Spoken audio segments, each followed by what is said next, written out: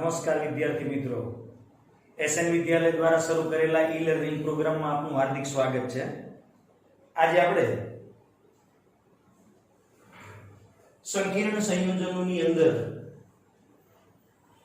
લિગેન્ડનું જે આપણે વર્ગીકરણ કર્યું હતું કે લિગેન્ડ એના જુદા જુદા 4-5 એક પ્રકાર છે, એમાંના બે પ્રકાર એક દંતીય લિગેન્ડ અને દ્વિદંતીય લિગેન્ડ એની આપણે ચર્ચા આગળના વિડિયોની અંદર કરી નાખી છે।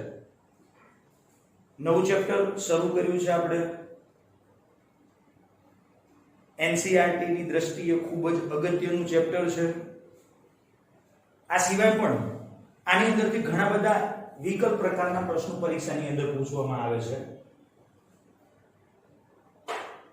અગાઉના પહેલા વિડિયોની અંદર આપણે દ્વિક્ષાર અને સંકીર્ણ ક્ષાર આ બે વચ્ચેનો ભેદ સમજ્યા કે દ્વિક્ષાર કોને કહેવાય, સંકીર્ણ ક્ષાર કોને કહેવાય। સંયોજનના નિયમ પ્રમાણે એક વખત સંયોજકતા સંતોષાઈ ગયા બાદ એ જ સંયોજનો અન્ય સંયોજનો સાથે રાસાયણિક પ્રક્રિયા કરી અને નવો ક્ષાર બનાવે છે અને એના માટેનો આલ્ફ્રેડ વર્નરનો જે સિદ્ધાંત છે એ આલ્ફ્રેડ વર્નરના સિદ્ધાંતની અંદર આવતા જે કેટલાક મુદ્દાઓ છે એ મુદ્દાઓની ચર્ચા આપણે આગળના વિડિયોની અંદર કરી।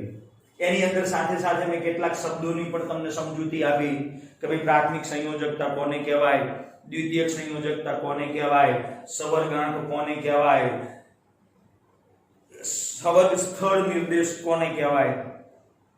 તો એ વર્નરના સિદ્ધાંતની અંદર જ મુદ્દાઓ આવી જતા। ત્યારબાદ આપણે લિગેન્ડ અને લિગેન્ડના વર્ગીકરણની વાત કરતા હતા। તો લિગેન્ડ એટલે શું? તો કે સવર્ગ વર્તુળની અંદર સંક્રાંતિ ધાતુ આયનને ઇલેક્ટ્રોન યુગ્મનું દાન કરવા વાળા ઋણ આયન અથવા તટસ્થ અણુ જેને આપણે લિગેન્ડ તરીકે ઓળખતા।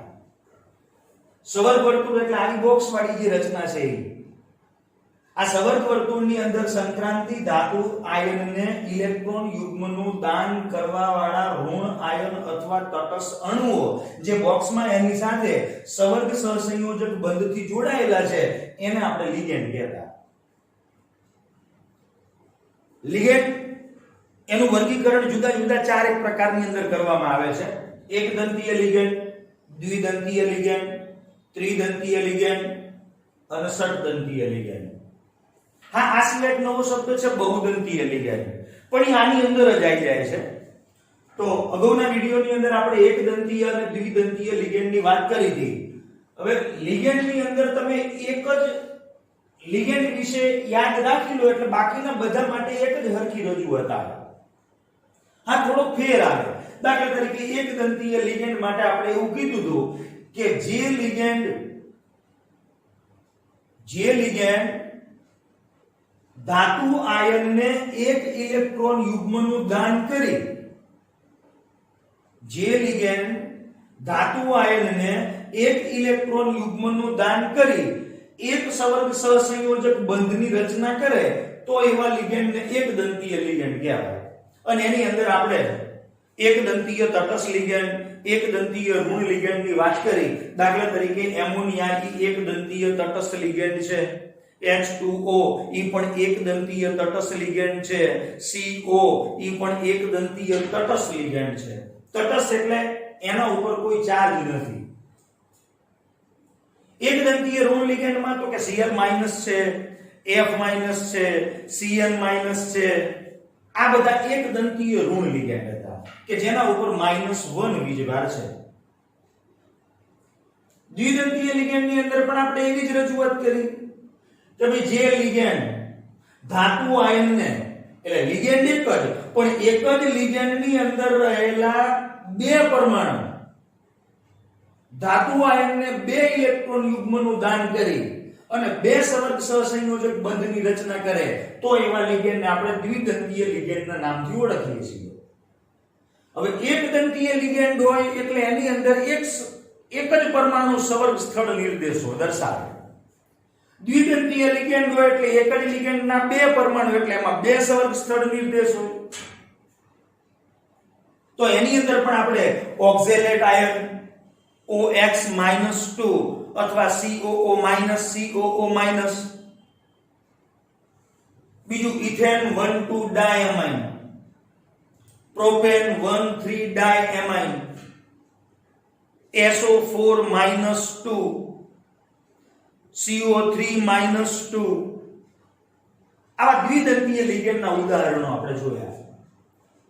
તો જેવી રજૂઆત તમે એક દંતીય લિગેન્ડની અંદર કરી એટલે એક જ થર્મો તમે યાદ રાખો. હા, તમારે એની અંદર લિગેન્ડના ઉદાહરણો યાદ રાખવા પડે. હવે વાત આવશે ત્રિદંતીય લિગેન્ડની. કે ભાઈ ત્રિદંતીય લિગેન્ડ કોને કહેવાય? તો લખ્યું છે કે જે લિગેન્ડ ધાતુ આયનને, એટલે લિગેન્ડ એક જ, પણ એક જ લિગેન્ડની અંદર રહેલા 3 પરમાણુ 3 ઇલેક્ટ્રોન યુગ્મનું દાન કરે અને 3 સવર્ગ સહસંયોજક બંધની રચના કરે તો એવા લિગેન્ડને ત્રિદંતીય લિગેન્ડ કહેવાય. એનો અર્થ કે લિગેન્ડ એક જ, પણ એક જ લિગેન્ડના 3 પરમાણુ 3 ઇલેક્ટ્રોન યુગ્મનું દાન કરી અને કુલ 3 સવર્ગ સહસંયોજક બંધ રચે. ટૂંકમાં એક જ લિગેન્ડની અંદર 3 પરમાણુ એવા હોય કે જે ઇલેક્ટ્રોન યુગ્મનું દાન કરે, એટલે એમાં સવર્ગ સ્થળ નિર્દેશ 3 કહેવાય. એટલે ટૂંકમાં આવું પણ કહી શકાય કે જે લિગેન્ડની અંદર 3 સવર્ગ સ્થળ નિર્દેશ હોય એવા લિગેન્ડને ત્રિદંતીય લિગેન્ડ કહેવાય. તો ત્રિદંતીય લિગેન્ડ એમાં લિગેન્ડ એક જ, પણ એક જ લિગેન્ડ ઈ ધાતુ આયનની 3 દ્વિતીયક સંયોજકતાને સંતોષે. એટલે લિગેન્ડ એક જ, પણ ધાતુ સાથે ઈ 3 સવર્ગ સહસંયોજક બંધની રચના કરે. તો કે એક જ લિગેન્ડ ઈ ધાતુ આયનની 3 દ્વિતીયક સંયોજકતાને સંતોષે. એના ઉદાહરણો અહીંયા લખ્યા છે.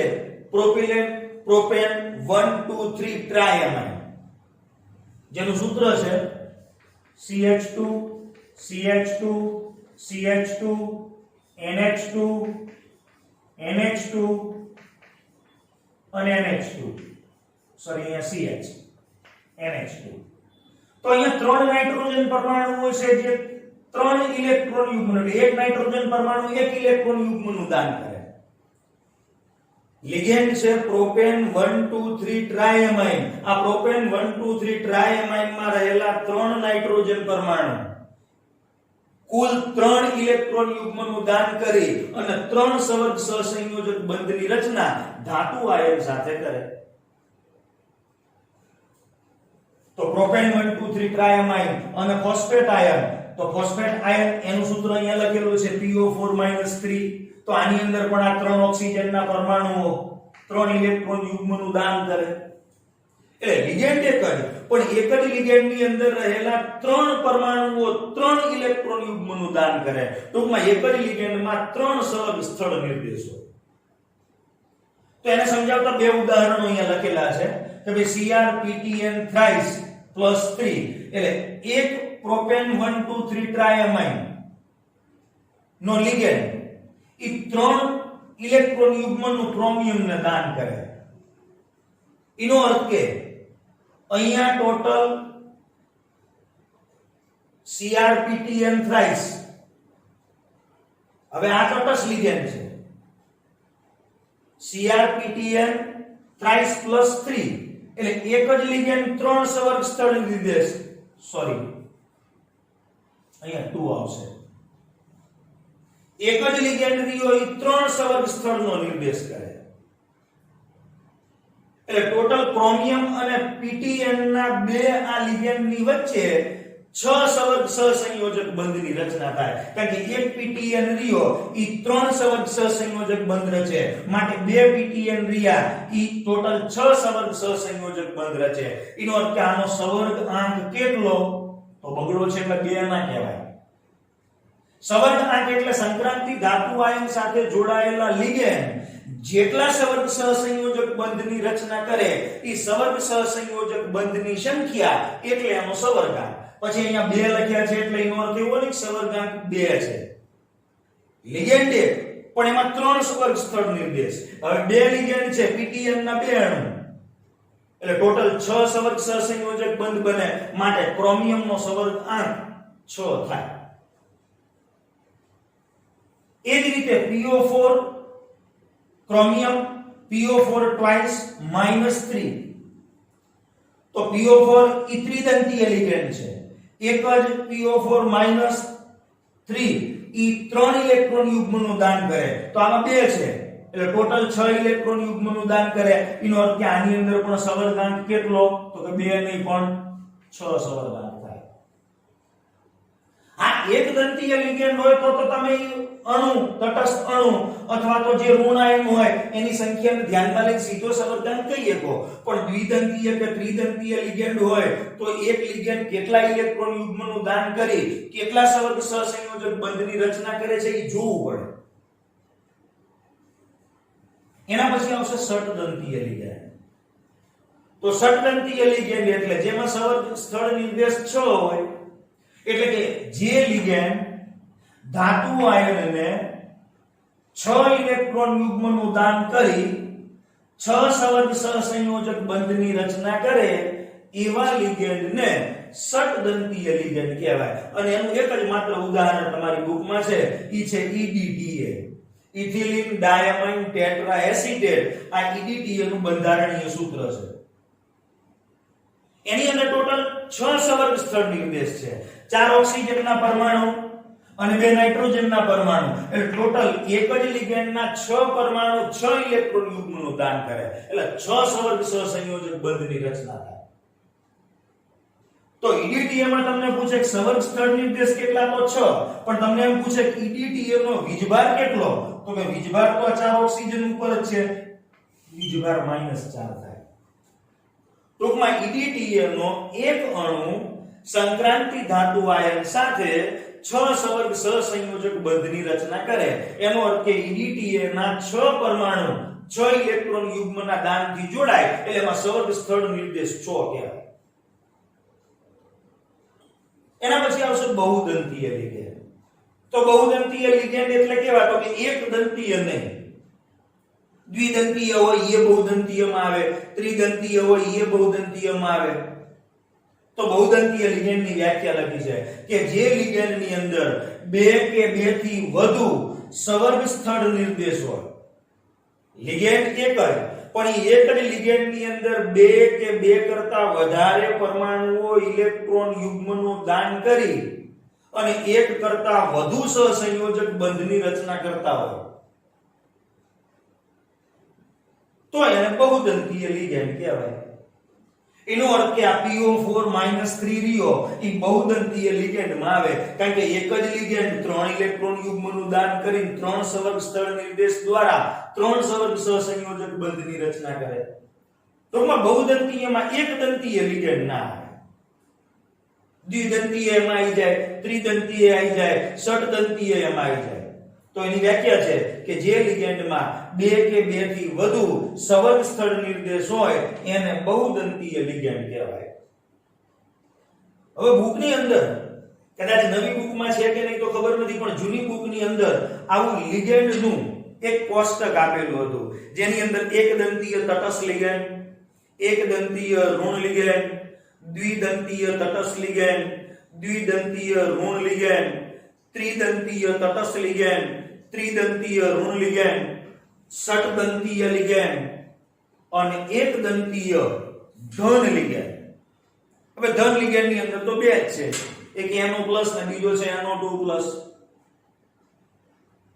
તો એ કોષ્ટક તમારે તૈયાર કરવું પડે તમને પૂછે કે ભાઈ આમાંથી કયો લિગેન્ડ દ્વિદંતીય છે તો એ કોષ્ટક તમે તૈયાર કર્યું હોય તો એના અનુસંધાને તમે લખી શકો ત્યાર પછી આવશે કિલેટ એટલે શું સમજાવો હવે કિલેટ એટલે ચક્રીય રચના દાખલા તરીકે સંક્રાંતિ ધાતુ આયન સાથે એક દંતીય લિગેન્ડ જોડાયેલો હોય તો એવા સંકીર્ણ સંયોજનોની રચના ચક્રીય થતી નથી પણ જો સંક્રાંતિ ધાતુ આયન સાથે દ્વિદંતીય કે ત્રિદંતીય અથવા તો બહુદંતીય લિગેન્ડ જોડાયેલા હોય તો એના લીધે સંકીર્ણ સંયોજનની રચના આપણને ચક્રીય જોવા મળે અને આવી ચક્રીય રચના ધરાવતા સંકીર્ણ સંયોજનોને આપણે કિલેટ સંયોજનો તરીકે ઓળખીશું તો આવા ચક્રીય રચના બનાવતા હોય એવા કિલેટ લિગેન્ડ કયા તો કે ઇથેન 1,2 ડાયમાઇન જે દ્વિદંતીય લિગેન્ડ છે ઓક્ઝેલેટ એ પણ દ્વિદંતીય લિગેન્ડ છે પીએન ઈ પણ દ્વિદંતીય લિગેન્ડ છે, પીટીએન તો કે ત્રિદંતીય લિગેન્ડ છે, ઈડીટીએ તો કે ષટદંતીય લિગેન્ડ છે. તો આવા બધા લિગેન્ડ ટૂંકમાં એક દંતીય નહીં, દ્વિદંતીય, ત્રિદંતીય કે ષટદંતીય અથવા તો બહુદંતીય લિગેન્ડ જે ધાતુ આયન સાથે સવર્ગ સહસંયોજક બંધ બનાવે ત્યારે એ સંકીર્ણ સંયોજનની રચના ચક્રીય બને અને એ રીતે બનતા સંકીર્ણ સંયોજનને આપણે કિલેટ તરીકે ઓળખીશું. દાખલા તરીકે COCN2 EN2 NO3 આ સંકીર્ણની અંદર આ સવર્ગ વર્તુળમાં રહેલા જે લિગેન્ડ છે ઈ લિગેન્ડમાં આ તો એક દંતીય છે પણ આ તો દ્વિદંતીય લિગેન્ડ છે એટલે એના લીધે જે રચના થશે એ ચક્રીય રચના થશે. તો એ ચક્રીય રચના કેવી રીતે હું અહીંયા દોરું છું?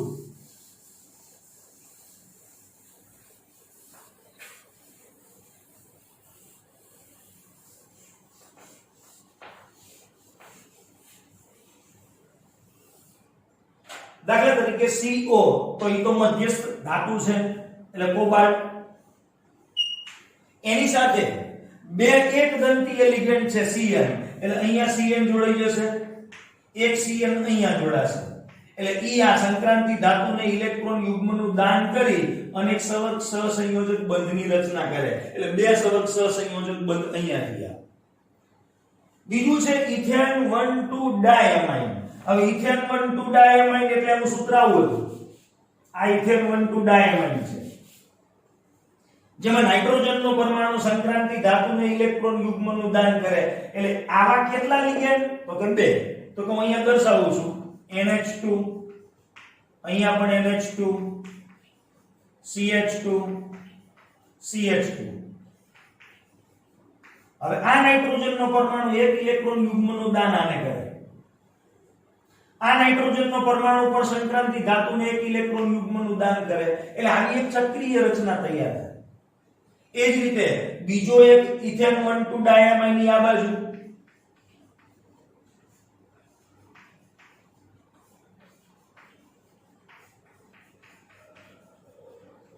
તો આ નાઇટ્રોજન એક સવર્ગ સહસંયોજક બંધ રચે, આ પણ એક સવર્ગ સહસંયોજક બંધ રચે તો એના લીધે આવી રચના થાય અને બહાર NO3 છે.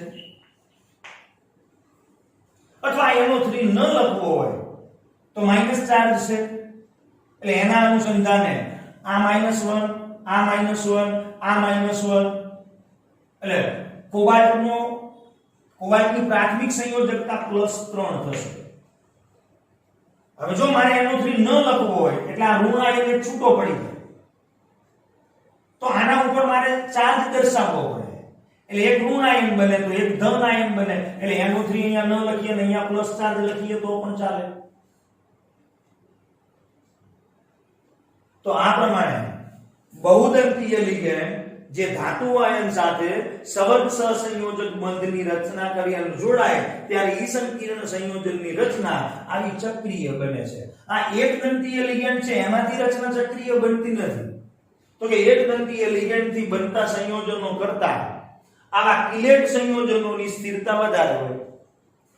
માની લો કે આ જ કોબાલ્ટની સાથે અહીંયા તટસ્થ લિગેન્ડ જોડાયેલા હોત, આવું ઉદાહરણ હોત કે CO H2O આના 4 અણુ, CN એના 2 અણુ અને NO3 આવું ઉદાહરણ હોત તો આની અંદર જે જોડાયેલા લિગેન્ડ છે ઈ એક દંતીય છે એટલે આની સરખામણીમાં આ સંયોજનની સ્થિરતા વધુ હોય.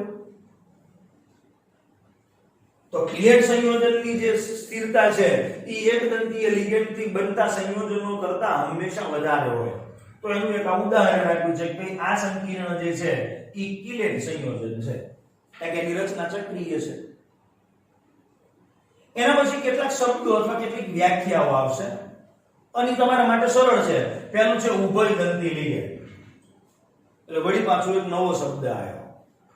ઉભયદંતી લિગેન્ડ એટલે લિગેન્ડ હોય પણ એક જ લિગેન્ડની અંદર રહેલા જુદા જુદા બે પરમાણુ, લિગેન્ડ એક જ પણ એક જ લિગેન્ડની અંદર એવા બે પરમાણુ હોય કે બે પરમાણુ ઇલેક્ટ્રોન યુગ્મનું દાન કરી શકતા હોય. તો એવા લિગેન્ડને ઉભયદંતી લિગેન્ડ કહેવાય. તો કે લિગેન્ડ કે જે બે જુદા જુદા ઇલેક્ટ્રોન દાતા પરમાણુઓ ધરાવતો હોય, એક જ લિગેન્ડ પણ એક જ લિગેન્ડની અંદર આવા જુદા જુદા બે પરમાણુ કે જે બે પરમાણુ ઇલેક્ટ્રોનનું દાન કરવાની વૃત્તિ ધરાવતા હોય અને ઈ પૈકી કોઈ એક દાતા પરમાણુ હોય, બે પરમાણુ પણ એ બેમાંથી ગમે તે એક પરમાણુ ઇલેક્ટ્રોન યુગ્મનું દાન કરી અને સંક્રાંતિ ધાતુ આયન સાથે સવર્ગ સહસંયોજક બંધની રચના કરતો હોય તો એવા લિગેન્ડને ઉભયદંતી લિગેન્ડ કહેવાય. એના બે ઉદાહરણો છે. એક NO2. તો NO2 ની અંદર રહેલો નાઇટ્રોજનનો પરમાણુ પણ ઇલેક્ટ્રોન યુગ્મનું દાન કરી જોડાઈ શકે. ઓક્સિજનનો પરમાણુ હોય તો ઈ પણ ઇલેક્ટ્રોન યુગ્મનું દાન કરીને જોડાઈ શકે. NO2 એની અંદર રહેલો નાઇટ્રોજનનો પરમાણુ ઈ પણ ઇલેક્ટ્રોન યુગ્મનું દાન કરી શકે. ઓક્સિજનનો NO2- સોરી, એમાં ઓક્સિજનનો પરમાણુ ઈ પણ ઇલેક્ટ્રોન યુગ્મનું દાન કરીને જોડાઈ શકે. એ જ રીતે HCl. તો HCl માં સલ્ફરનો પરમાણુ પણ ઈ સંક્રાંતિ ધાતુને ઇલેક્ટ્રોન યુગ્મનું દાન કરીને જોડાઈ શકે અને એ જ લિગેન્ડમાં રહેલો નાઇટ્રોજનનો પરમાણુ પણ ઇલેક્ટ્રોન યુગ્મનું દાન કરીને જોડાઈ શકે. ટૂંકમાં લિગેન્ડ એક જ, પણ એક જ લિગેન્ડની અંદર રહેલા બે પરમાણુઓ ઇલેક્ટ્રોનનું દાન કરવાની વૃત્તિ ધરાવતા હોય ત્યારે એમાંનો ગમે તે એક પરમાણુ ઇલેક્ટ્રોન યુગ્મનું દાન કરી અને સંક્રાંતિ ધાતુ આયન સાથે સવર્ગ સહસંયોજક બંધની રચના કરે તો એવા લિગેન્ડને ઉભયદંતી લિગેન્ડ કહેવાય. એના પછી આવશે સવર્ગ પ્રભાવ ક્ષેત્ર. હવે સવર્ગ પ્રભાવ ક્ષેત્ર એટલે આપણે જે સંકીર્ણ સંયોજન ને લખીએ છીએ, દાખલા તરીકે આવું સંકીર્ણ સંયોજન આપણે લખ્યું અથવા અહીંયા આ સંકીર્ણ સંયોજનનું એક ઉદાહરણ તમને આપેલું છે. તો આટલો જે પોર્શન છે વર્તુળ બોક્સ વાળો એને આપણે સવર્ગ પ્રભાવ ક્ષેત્ર તરીકે ઓળખીશું. સંક્રાંતિ ધાતુ આયન સાથે અથવા મધ્યસ્થ પરમાણુ સાથે લિગેન્ડ અથવા ઇલેક્ટ્રોન દાતા પરમાણુઓ, મધ્યસ્થ પરમાણુ એની સાથે આવા ઇલેક્ટ્રોન દાતા પરમાણુઓ સવર્ગ સહસંયોજક બંધની રચના કરી અને જોડાયેલા હોય અને જેને આપણે કૌંસની અંદર દર્શાવ્યા છે. તો આ જે ભાગ છે એને આપણે સવર્ગ પ્રભાવ ક્ષેત્ર તરીકે ઓળખીશું. મેં તમને વર્ણનના સિદ્ધાંતની અંદર કીધું હતું કે સંકીર્ણ સંયોજનો બે પ્રકારની સંયોજકતા ધરાવે, એક પ્રાથમિક અને બીજી દ્વિતીય. પ્રાથમિક સંયોજકતા એટલે સંક્રાંતિ ધાતુનો ઓક્સિડેશન અથવા સંક્રાંતિ ધાતુ આયનના ધન વીજભારને સમાન, એ એની પ્રાથમિક સંયોજકતા.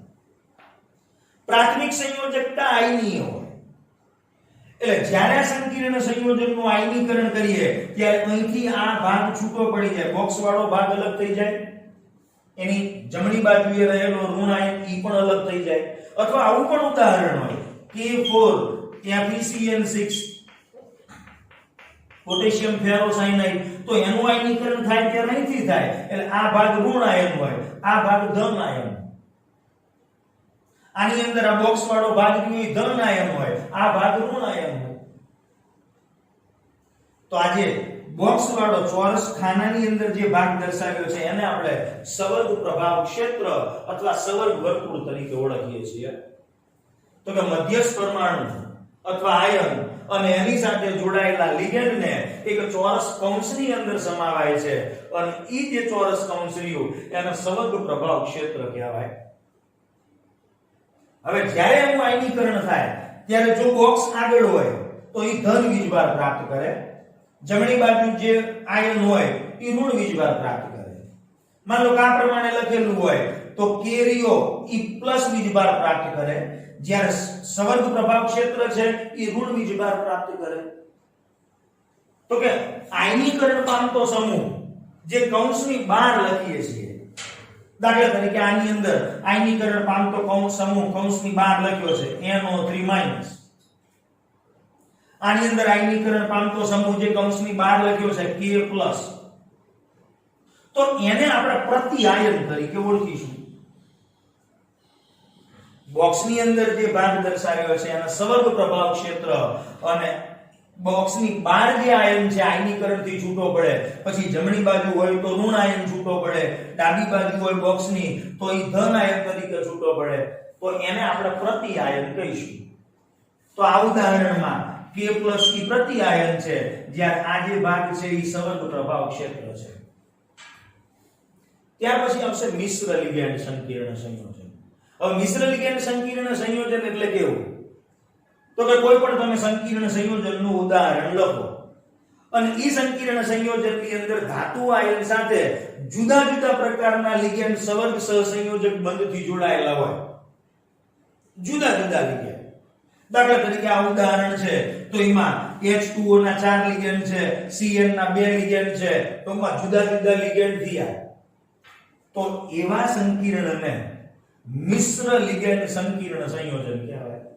તો અહીંયા વ્યાખ્યા લખી છે કે જે સંકીર્ણ સંયોજનમાં ધાતુ આયન સાથે વિવિધ પ્રકારના એટલે અલગ અલગ પ્રકારના લિગેન્ડ સવર્ગ સહસંયોજક બંધથી જોડાયેલા હોય તો એને આપણે મિશ્ર લિગેન્ડ સંકીર્ણ સંયોજન કહીશું. તો અહીંયા પણ એનું ઉદાહરણ લખ્યું છે CrNH3 4 Cn2 NO3. યાદ રહેશે? ત્યાર પછી આવશે એક કેન્દ્રીય સંકીર્ણ સંયોજન. હવે એક કેન્દ્રીય સંકીર્ણ સંયોજન એટલે શું? તો કે સંકીર્ણ સંયોજનની જ્યારે તમે રચના કરો ત્યારે સવર્ગ વર્તુળની અંદર સંક્રાંતિ ધાતુ પરમાણુ એક જ હોય. સંકીર્ણ સંયોજનની અંદર ફક્ત એક જ ધાતુ આયન જોડાયેલો હોય તો એને એક કેન્દ્રીય સંકીર્ણ સંયોજન કહેવાય. દાખલા તરીકે આમાં CO એક જ છે માટે એક કેન્દ્રીય, આમાં Fe એક જ છે એક કેન્દ્રીય, ત્યાં ઉદાહરણ આપ્યું છે KMnO4 તો એની અંદર પણ સવર્ગ વર્તુળની અંદર એક જ સંક્રાંતિ ધાતુ આયન છે માટે આ એક કેન્દ્રીય સંકીર્ણ સંયોજન કહેવાય. બહુકેન્દ્રીય સંકીર્ણ સંયોજન. બહુકેન્દ્રીય સંકીર્ણ સંયોજન એટલે સવર્ગ પ્રભાવ ક્ષેત્રની અંદર જે સંક્રાંતિ ધાતુ આયન છે એ સંક્રાંતિ ધાતુ આયનની સંખ્યા એક કરતા વધુ હોય. દાખલા તરીકે એનું ઉદાહરણ આપ્યું છે K2Cr2O7. તો અહીંયા સવર્ગ પ્રભાવ ક્ષેત્રની અંદર 2 ક્રોમિયમના પરમાણુઓ છે માટે એને આપણે બહુકેન્દ્રીય સંકીર્ણ સંયોજન તરીકે ઓળખીશું. અને છેલ્લો એક ટોપિક સવર્ગ બહુફલકીય. હવે સવર્ગ બહુફલકીય એટલે એક પ્રકારની ભૌમિતિક રચના છે. જ્યારે આપણે એક કેન્દ્રીય કે બહુકેન્દ્રીય સંકીર્ણ સંયોજનની વાત કરતા હોય, દાખલા તરીકે આ એક કેન્દ્રીય સંકીર્ણ સંયોજન છે, આ એક કેન્દ્રીય સંકીર્ણ સંયોજન છે, આ બહુકેન્દ્રીય સંકીર્ણ સંયોજન છે. આ એક કેન્દ્રીય કે બહુકેન્દ્રીય સંકીર્ણ સંયોજન આ પણ એક કેન્દ્રીય જ છે. એક કેન્દ્રીય કે બહુકેન્દ્રીય સંકીર્ણ સંયોજનો જે હોય એમાં ધાતુ આયનને જોડાયેલા જે લિગેન્ડ છે, માની લો કે આ કોબાલ્ટ સાથે 4 પાણીના તટસ્થ લિગેન્ડ, Cn- ના આવા એક દંતીય 2 લિગેન્ડ, એક કેન્દ્રીય કે બહુકેન્દ્રીય સંકીર્ણ સંયોજનની અંદર ધાતુ આયનને જોડાયેલા લિગેન્ડ એની ત્રિપરમાણ્વીય દિશાકીય ગોઠવણીથી બનતી ભૌમિતિક રચના.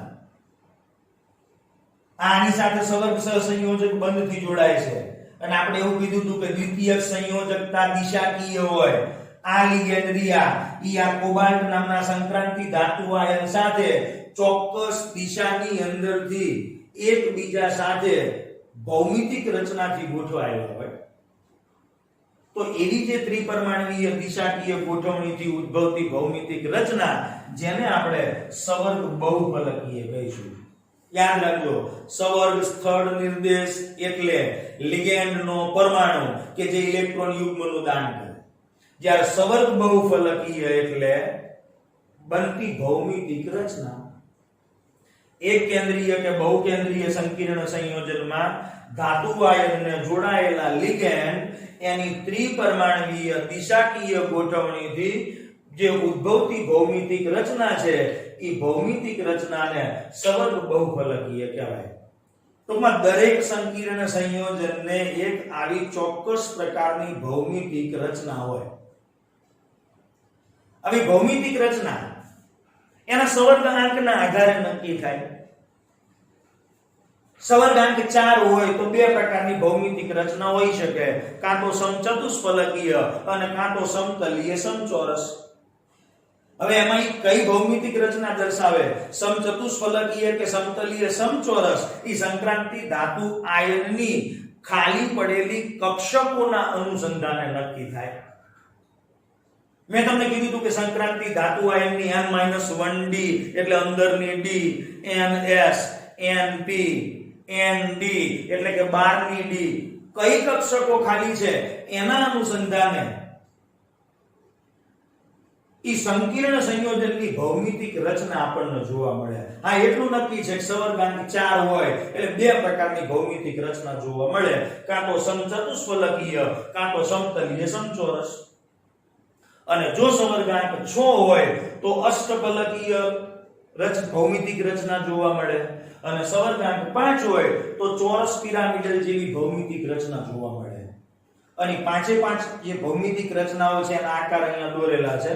દાખલા તરીકે આમાં જે રચના દર્શાવી છે એમાં m એટલે સંક્રાંતિ ધાતુ આયન છે અને l એટલે આ લિગેન્ડ છે.